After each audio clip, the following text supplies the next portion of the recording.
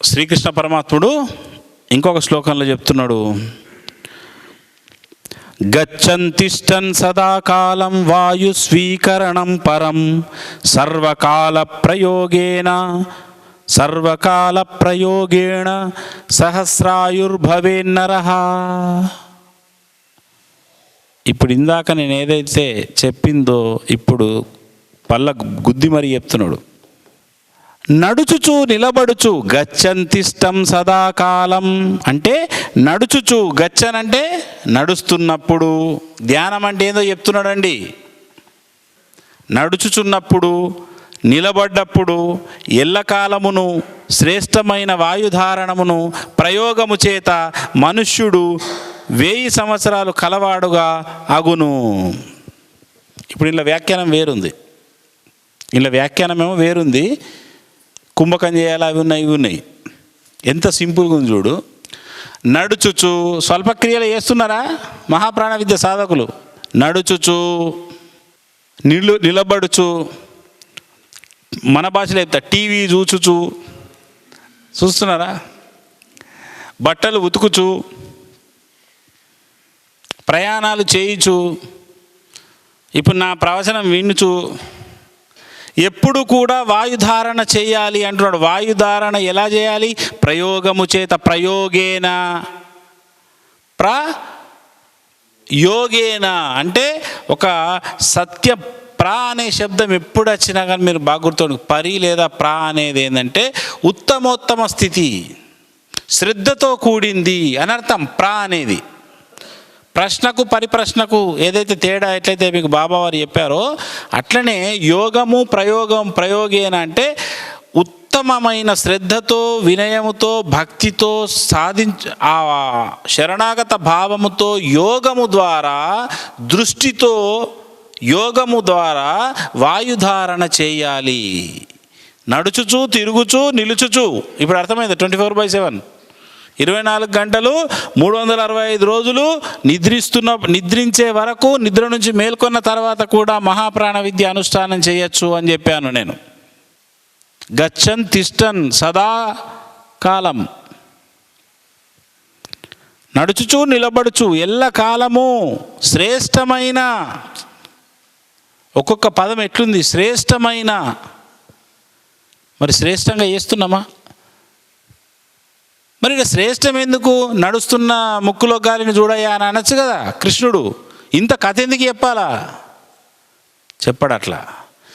ముక్కులో గాలి ముక్తికి మూలం కాదు,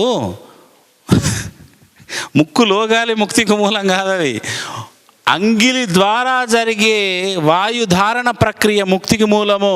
ముక్కులో అన్నప్పుడు ఆయన ఈ ముక్కు వెనక ఉన్న లో భాగంకి వెళ్ళి పోమని ఏమని అన్నాడు. ముక్కులో అంటే ఈ ముక్కుకెళ్ళి లో అనే ఒకటి దారం ఉంది. ఆ ద్వారంలో ముక్తికి మూలం ఉన్నది. ముక్కు అని ఈ రంధ్రాలలో లేదు, వీటి వెనక ఒకటి ఉన్నది. నెక్స్ట్ దాంట్లో వస్తుంది క్రియ. శ్రేష్టమైన క్రియ ద్వారా ఉత్తర గీత మీకు ప్రామాణికత ఉన్నది. మహాప్రాణ విద్య ఉత్తర గీత. అసలు శ్రీకృష్ణుడు ఈ మహాప్రాణ విద్య యొక్క దీన్ని ఎప్పుడో చెప్పేశాడు. మనం ఇప్పుడు మహాప్రాణ విద్య అని అంటున్నాం. గచ్చన్ తిష్టన్. ఇప్పుడు స్వల్పక్రియకు ఆధారం దొరికిందా? ఈ స్వామి ఏదో ఒకటి చెప్తారా? ఎందుకంటే పొద్దున్న దాకా పెట్టాలా? ధ్యానం చేసేటప్పుడు పెడితే సరదా అంటారు. చాలది మీకు. ఎందుకు? కృష్ణుడు చెప్తున్నాడు గచ్చన్ తిష్టన్ సదాకాలం. ఇప్పుడు నా మాట వింటున్నారు వాళ్ళు, జపం నడుస్తున్నది. గచ్చన్ తిష్టన్ సదాకాలం అన్నట్టున్నారు వాళ్ళు కూడా. అంటే ఎట్లయితే ఒక పక్క జపం చేస్తూ ఒక పక్క నా మాటలు వింటున్నారో, ఎట్లయితే మీరు స్వల్పక్రియ చేస్తున్న మాట వింటున్నారో, అట్లనే ప్రతి పని యందు ఈ యొక్క స్వల్పక్రియ చేస్తూ మీరు ఉండాలి. 24 గంటల సాధన అదే మీకు, అది మేలు చేస్తుంది. అది మిమ్మల్ని చివరి శ్వాస అనేది బ్రహ్మస్థానాన్ని చేర్చే బాధ్యత అదే తీసుకుంటుంది. ఎందుకంటే అలవాటు అయిపోతుంది దానికి. మీరు ఈ పని చేయండి అమ్మా అని చెప్తున్నది ఇప్పటికీ కొంత అర్థమై ఉంటుంది మన సాధకులకు. అర్థమైందా? సో అన్ని ధ్యానాలు ఒకటి కావు, కృష్ణ పరమాత్ముడే సాక్ష్యం. ఎందుకు నేను స్వల్పక్రియ గురించి ఎక్కువ చెయ్యండి అంటే మనము ఏది ఉంటే ఉన్నాం? ప్రాణం ఉంటున్నాం. శ్వాస లేకుండా మనిషి బతకగలుగుతాడు ప్రాణాన్ని పోయి నిలిపితే. ప్రాణమే లేకపోతే ఈ దేహంలో ఉన్నాడు. సో ఏది ఉంటున్నాం? ప్రాణం. ఈ 24 గంటలు ప్రాణము ఏం తీసుకుంటుంది? వాయువుని తీసుకుంటుంది. అదే ఉచ్ఛ్వాస నిశ్వాస, ఆక్సిజన్ని తీసుకుంటుంది. ప్రాణం వేరు, గాలి వేరు. ప్రాణానికి గాలి అవసరం కాబట్టి ప్రాణవాయువు అయింది. అది వాయువుని తీసుకుంటున్నాం. మనకు స్ఫురణ ఉన్నా లేకున్నా, మన యొక్క దృష్టి పెట్టినా పెట్టకున్నా మనం ఏం చేస్తున్నామంటే నిత్యము శ్వాసక్రియలు చేస్తున్నాం. ఒకవేళ శ్వాసక్రియ బంద్ అయితే ప్రాణము ఈ దేహాన్ని వదులుతుంది. కాబట్టి ఏది ఉంటే మనం ఉన్నామో అది 24 గంటలు మనల్ని బతికిస్తున్న విషయంను మనము ఒక సాక్షిగా చూడడం మొదలు పెట్టాలి. జరుగుతున్నదాన్ని చూడాలి. అప్పుడు నీ యందు నీవు దృష్టి ఉంచి నువ్వు టీవీ చూడు, తప్పులేదు. అప్పుడు నీ యందు నువ్వు దృష్టి ఉంచి నువ్వు వర్క్ చేయి, తప్పులేదు. నీ యందు నువ్వు దృష్టి లేక అంటే దాని అర్థం ఏంటంటే నీ ఇంట్లో బాగు చేసుకోకుండా అందరి ఇంట్లో బాగు చేస్తా అని అన్నది ఎట్లుంటుందంటే, ముందు ఇంట గెలిచి రచ్చ గెలాలనే సామెత ఉందా? ఇంట గెలిచి రచ్చ గెలాలంటారు మన తెలంగాణలో. నీ ఇల్లు బాగు చేసుకొని మంది ఇల్లు బాగు చేయు అని అన్నప్పుడు దాని అర్థం ఏంటంటే, ఒకవైపు నీ యొక్క లోపట అంతర్గృహాన్ని చూడు, బయట నువ్వు సేవ చేసుకో. లోకంలో నీ యొక్క బిజినెస్, నీ వ్యాపారాలు, నీ యొక్క ఉద్యోగాలు ఏదైనా చేయి, కానీ నీ లోపల ఒక దృష్టి పెట్టి చెయ్యు. అప్పుడు ఏమవుతుందంటే ఒకనాడు అవన్నీ పోతాయి, నీతో నువ్వే ఉంటావు. నువ్వు వదిలే క్షణము, మోక్షం వచ్చే క్షణము, భార్య బిడ్డలతో సహా, నీ తల్లిదండ్రులతో సహా, నువ్వు వెంచి పోషించిన ఆస్తులతో సహా, నువ్వు పెంచుకున్న పెంపుడు కుక్కలతో సహా ఏది నీతో రాదు. అప్పుడు నీకు ఉపయోగపడేది ఈ క్రియనే. ఈ క్రియ తర్వాతనే పెళ్ళమైనా పిల్లలైనా. ఎందుకంటే ఇది లేనిది వాళ్ళు కూడా నీతో లేరు. ఇది నువ్వు సాధించినవంటే నీ భార్య పిల్లలకు కూడా సద్గతులు కలుగుతాయి. అందుకే నేనేమంటే మహాప్రాణ విద్య క్రియా ప్రేమికుడు గండ్రి, మీ సెల్ఫ్ ప్రేమికులు గండి. Love your self first. Without నిన్ను నువ్వు ప్రేమించుకోకపోతే, నిన్ను నువ్వు ప్రేమించినట్టు ఏం తెలుసా?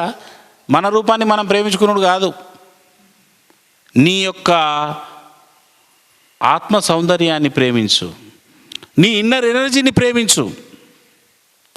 అందరినీ వదిలి ఒకనాడు వెళ్ళేటప్పుడు ఎవ్వరు నీ వాళ్ళు కాదు. ఈ విషయం అందరికి తెలుసు. తెలిసినా హడావిడి చేస్తున్నారు, మళ్ళీ అన్ననే పోయి పడుతున్నారు. వాళ్ళతో ఉండు, నీతో నువ్వు ఉండి వాళ్ళతో ఉండు. సమాజంతో ఉండు, నీతో నువ్వు ఉండి వాళ్ళతో ఉండు. గురువుతో ఉండు, నీతో నువ్వు ఉండి గురువుతో ఉండు.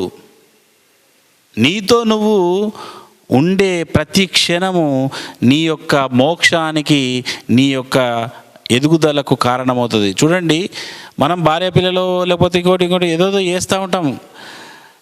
వాటితో నచ్చే దోషాలకు ఎవ్వరు బాధ్యులు కాదు. నీ భార్య వకాలు తవ్వుకోదు, నీ తండ్రి వకాలు తవ్వుకోడు, తల్లి వకాలు తవ్వుకోదు. నీ జన్మకు మళ్ళీ అదే కర్మశేషం తీసుకపోయి ఇంకొక ఎన్నో వేస్తుంది. అప్పుడు ఈ బ్యాచ్ ఉండదు, ఇంకో బ్యాచ్ ఉంటుంది. ఆ బ్యాచ్ ఉండదు, ఇంకో బ్యాచ్ ఉంటుంది. ఆ బ్యాచ్ ఉండదు, ఇంకో బ్యాచ్ ఉంటుంది. ఈ బ్యాచ్లు తిరుగుతూ ఉంటారు. అంతే, జన్మలు మారుతాయి. ఈ జన్మలో ఒక భార్య, వచ్చే జన్మలో ఒక భార్య. కానీ ఏదో ఒక జన్మలు ఈ భార్యలు ఇవన్నీ అయితే ఊడగొట్టుకున్నదాకా మోక్షం రాదు. మరి ఎట్లా ఊడగొడతాము? వదిలేస్తే ఊడగొట్టుడు కాదు దాని అర్థం. ఉండాలి, సంసారంలోనే ఉండాలి. ఇప్పుడు నేను లేనా, సంసారంలోనే ఉన్నా, నేను అంటకుండా ఉంటా. ఇంత పెద్ద వ్యవహారం చేస్తున్నా, నేను అంటకుండా ఉంటా. అవి నన్ను అంటుకోవాలని చూసినా నేను అంటుకోను. నేను వ్యవహారం పెట్టుకొని మరి అలా అంటకుండా ఉంటా. అంటకుండా ఉంటా. నీకు ఎవడు పెట్టుకోమని అంటారు అదారు. నేను పెట్టుకున్నాడే అంటకుండా ఉండడానికి పెట్టుకుంటా అంట. చెర్ల మునుగుతా కానీ చెర్ల నీళ్ళు అంటకుండా ఉండాలి. అంటే ఇప్పుడు నేను చెర్లని మునిగితే నాకు నీళ్ళు అంటే అనుకోకుర్రి, గురువు గారికి ఆ విద్య వచ్చామని. మళ్ళీ అదొకటి దుగ్గుర్రి, ఇప్పుడే చూస్తామని. దాని అర్థం ఏంటంటే, సముద్రంలో నువ్వు ఉండు, సముద్రం నీలో ఉండద్దు. సముద్రంలో నువ్వు ఉండు, సముద్రం నీలోకి రావద్దు. అందుకే స్వల్పక్రియ అనేది ఎవరి కోసం చేస్తున్నావు అమ్మా? నీ కోసము, నీతో నువ్వు ఉంటున్నావు. ఈ క్షణాలే నీతో నువ్వు ఉండే అద్భుతమైన విషయాలు తప్ప మిగతా అన్నీ నువ్వు కాదు. లవ్ యువర్ సెల్ఫ్ అంటే దాని అర్థం అదే. నిన్ను నువ్వు ప్రేమించు అంటే నీ యొక్క ప్రాణక్రియను ప్రేమించు. ఇది చేస్తూ నువ్వు అందరితోనూ ఉండు. అప్పుడు ఏమైతే నీకు ఒక పక్క ఎనర్జీ పెరుగుతుంది, సంకల్ప శక్తి పెరుగుతుంది. నువ్వెవరన్నా తాకిన వాళ్ళకి మంచిగా అవుతుంది, ఎవరన్నా చూసినా మంచిగా అవుతుంది, నీ దగ్గరికి ఎవరైనా నచ్చిన వాళ్ళకి మంచిగా అవుతుంది. అప్పుడు తెలియకుండానే నీ నుంచి లోక కళ్యాణం జరుగుతూనే ఉంటుంది. ఎప్పుడు నిన్ను నువ్వు ప్రేమిస్తే, నీ చుట్టూ నువ్వు తిరిగితే, గచ్చన్ తిష్టన్ సదాకాలం అన్నట్టు ప్రతి క్షణము నీతో నువ్వు ఉండే ప్రయత్నం చేస్తూ ఉంటే అప్పుడు నీకు నువ్వే అద్భుతమైన మేలునగొరుచుకున్న వాడవవుతావు. అందుకే గీతలో ఆత్మ సంయమన యోగం భగవద్గీతలో చెప్తాడు కృష్ణ పరమాత్ముడు, ఆత్మైవ హి ఆత్మనో బంధురు ఆత్మైవ రిపురాత్మవా అని అన్నాడు. నీ ఆత్మయే నీకు బంధువు, నీ ఆత్మయే నీకు శత్రువు. అప్పుడు నువ్వు మేలు చేసుకుంటావా చేసుకో, కీడు చేసుకుంటావా చేసుకో. భగవద్గీతలో చెప్పింది అర్జునుడికి అర్థం కాలేదు కాబట్టి ఇప్పుడు చెప్తున్నాడు. నువ్వు నడుస్తున్నప్పుడు, తిరుగుతున్నప్పుడు, ఎల్లవేళలా ఏ కార్యములు చేసినా ఈ సాధన చేస్తూ చేసుకోవయ్యా అంటున్నాడు. ఎలా చేయాలా? శ్రేష్టముగా సర్వకాల ప్రయోజన, సర్వకాలాలలో ఈ యోగం చెయ్యు, అన్ని పనులు చేస్తూ చేయొచ్చు అని సూటిగా అర్జునుడికి చెప్తున్నాడు.